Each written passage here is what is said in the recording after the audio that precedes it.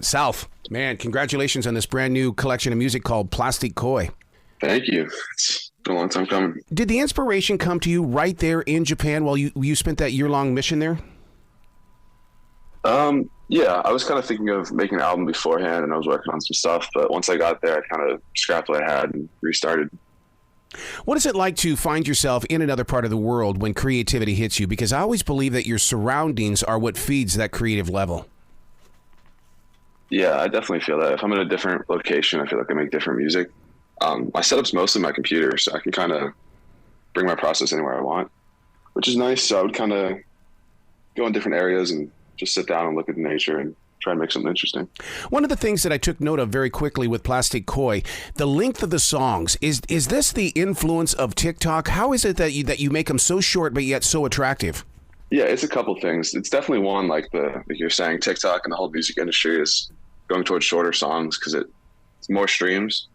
But another thing is they're instrumental, so I don't have any vocals, and I feel like it's hard for me, especially like I listen to a lot of instrumental music. It's hard for me to keep my attention span for like these 6-minute long songs. Yeah. So I personally prefer shorter songs. So I do that in my music. So many people, when they get into music, because I've been blessed with the opportunity to talk with everybody on NBC's The Voice, everybody wants to do radio or Spotify. But I love the idea that you're also putting focus on making movie music. Yeah. That's something I'd love to get into in the future. Right now, my roommate at school is working on his final project for school. It's a short film, and I'm going to be doing all the sound design and composing for it. And it's a lot of fun, and you kind of have something to work off of, and like you're going for a specific mood, which isn't something I usually have. I'm kind of just doing whatever I want normally. So it's a lot of fun. Is it still about trying to, get the hook of the song when you do something for a movie project like that? I was talking to him. We want like memorable moments that you can associate with different characters, but overall it's more about like creating an environment and a mood. Electronic music comes with so many different influences. Where's your focus at these days? Who's giving you that vibe to say, yeah, that's the direction I want to go? I've always been super influenced by Tame Impala, which is like more of a live band setting, but the way he mixes his music and adds the extra production elements is always super interesting and inspiring. Some of the other artists, I'm a big fan of Unknown Mortal Orchestra. It's another live band that does some additional electronic elements. That's kind of what I look for. Like people are doing something sort of unconventional. Yeah. Do you find yourself taking your music live? I haven't yet, but I would like to sometime in the future. I don't know what that would really look like, but I've been thinking about it because I'm not really a DJ, but I would like to sort of live create the songs. I think that'd be interesting. Sort of play the drums on the MIDI pad and then play the bass and record that and loop it and then do the stuff on my computer and maybe show the screen to the crowd. So yeah, I've been thinking about doing that. And I'm that freak that's out there in the audience saying, give me the light show. Let me see that light show with those beats, man. Give me a presence there. Yeah, I'd want the full production. So I'm kind of waiting until I can do it right. Speaking of lights, Limelight Records, let's let the listeners know what that is and how you guys are growing with this. Yeah, so I go to Elon, and Limelight Records is the student-run record label, and so I'm in charge of production. It's a lot of fun. We audition and sign artists and put on shows like pretty much every week. We have events, and my part as the head of production, I help people in the studio, and I can help produce their songs or connect them with producers. And with producers, we're like, everyone gets the same sample and you have to make a song. There's like a little reward at the end. So you're learning the music business then? Yeah, I'm trying to get knowledge of both sides because I feel like you kind of need to understand the business to make it in music because it's such a saturated field. Mm-hmm. Is that something you picked up on when you did that internship out there in LA? Yeah, definitely. I was at Melrose Sound. And it was just, there's so many people and I realized you have to do it all yourself. Because even though I was working there, no one really was pushing me or telling me what to do. I kind of realized it was on me. Like there's famous people coming through and I realized I had to introduce myself. I had to go up and talk to them and had to have an understanding of what they were doing and like what their business looked like. to get my name out there. Yeah. To create the music and to be the sound engineer, one and the same, or you have to have separate personalities? Because, I mean, me, the podcaster, versus me, the writer, two completely different people. Sometimes they don't get along. Yeah, definitely. Sometimes I'll make choices in my music that later when I'm trying to kind of mix the songs, it's like, this just doesn't sound. Yep. Like, it's hard to make this sound right. And I also feel like you have to take a step back sometimes from the production, because I can get so used to how it sounds that I can't kind of forget what it actually sounds like. So I'll take little breaks in between.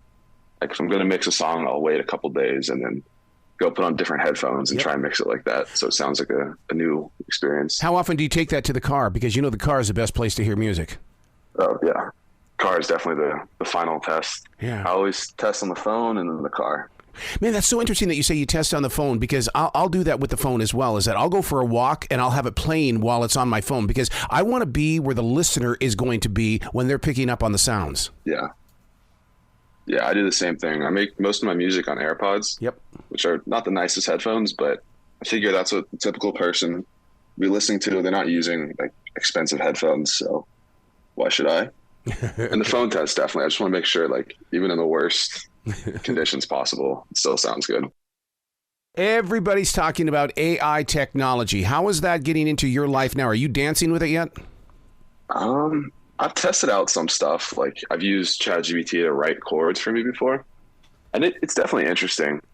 Actually, I have a funny story with my one song, Mandarin.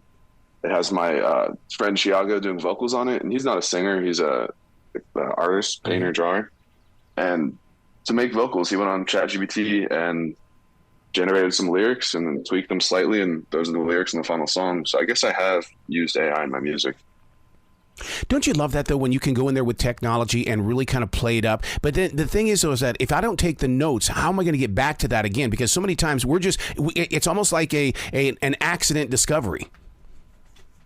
Yeah, I mean, I'm all in on the technology, because if it weren't for some of the modern technology, I don't know if I would have gotten into music. Like, I started with the computer and the software and all that stuff. So I really try to use it whenever I can.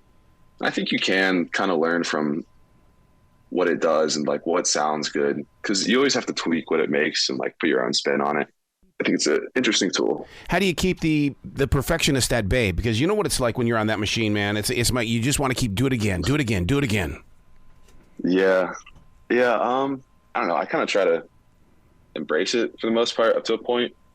Like with the album, some of the songs have been done for months, and I worked on it when I got back from Japan for a while, and then I just kind of hit a wall at some point where I realized I wasn't actually making any progress on the songs, and it was time to just release them. I feel like I just hit a point. Did you find yourself doing any writing or anything like that while you were creating music? Because it seems like that every time that I am writing, I want to create music. If I'm doing music, I want to write. It seems like the whole body wants to be consumed by anything that's creative. Not as much into writing. Sometimes I draw, like doodle a little bit, like kind of what idea I had in my mind. When it comes to Spotify, are you there to be seen, or are you there to make money? I mean, mostly there to be seen. With like the music I'm dropping, it's more just like a artistic expression, like for fun. And then to make money, I would hope to produce for artists and have them like post it themselves and make money that way. Yeah. But it's so hard to make money on streaming services. You're making tiny bits of cents for every stream. Yeah. All that time and energy that went into the project, and you just made 12 cents today. Oh boy, I can't wait to tell my mom. Yeah. But it brought some interest to like my brand, and I'm working on making merch and a bunch of other little like side things. Yeah.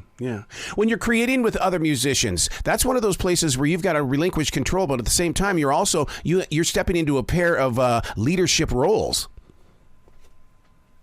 Yeah, it's definitely interesting, especially with like Limelight Records, because it's a lot of younger people who aren't like as experienced, and I think that's a lot of fun. Because even though they might not know as much, someone always brings like a different spin to the song. Like it's always something I wouldn't make by myself. And that's a lot of fun. Yeah. The picture that you put on your one page, first of all, I love the mystery of it all, because you don't let us see who you are. Because I think what's really cool is that I'm a listener first, and then I like to watch things. But I think that really adds to the mystique of your music. Yeah, I'm a big fan of how the visuals can impact the music. I mean, people say don't judge a book by its cover, but the album cover is always the first thing I see, and it definitely influences the vibe I get from the music. That picture was taken by my roommate right now, Cam. We did a whole photo shoot. It was from the first album, but I think they turned out great, and they really, I think, still represent my image. If you could go back to that kid that was living in that house that discovered music, what would you share with him as being a valuable lesson? Because when you first get into it, I mean, it's a whole new world and landscape, but now you've got the experience. What would you tell that younger self? I mean, for a little while, I kind of wished I hadn't put my music out so soon, because it definitely wasn't up to the standard I hold myself to now. But I definitely learned from those experiences, and it has made my music better now, and I understand the industry better. So, I mean, honestly, I wouldn't say anything. Keep doing what you're doing. Julia Cameron always says, put your artwork out there because you have to learn how to ignore criticism. Do you believe in that philosophy? Yeah, that's a good quote. So where can people go to find out more about you and your music and your journey of growing forward? Because, man, you got to get that fan base going. Yeah, I'm working on it. I'm on Spotify, Apple Music, YouTube, everywhere. It's just Salf, Salf. And then also I post on Instagram a lot. It's Young Salf, Young Salf. But yeah, I'll be releasing more music soon, hopefully, and keep posting like little in between stuff on Instagram. You mentioned the merchandise. When's that going to be available? Yeah, I have a bunch of stickers that I just made. I'm giving out, putting them around town. And I'm working on making hats right now and embroidering them. Nice. So, yeah. Did you ever think that Duct Tape Man would make it into the music business? Didn't have that. I have a plan. It's not a plan. Listeners are not going to understand that at all, but man, maybe one day you can post that on an album cover or something. Yeah. Somewhere far down the line. Oh, Salf, you've got to come back to this show anytime in the future, man. I want to watch you grow and hear you grow with the rest of the nation. Sounds good. Excellent. Love to. Well, you be brilliant today, okay? All right, you too.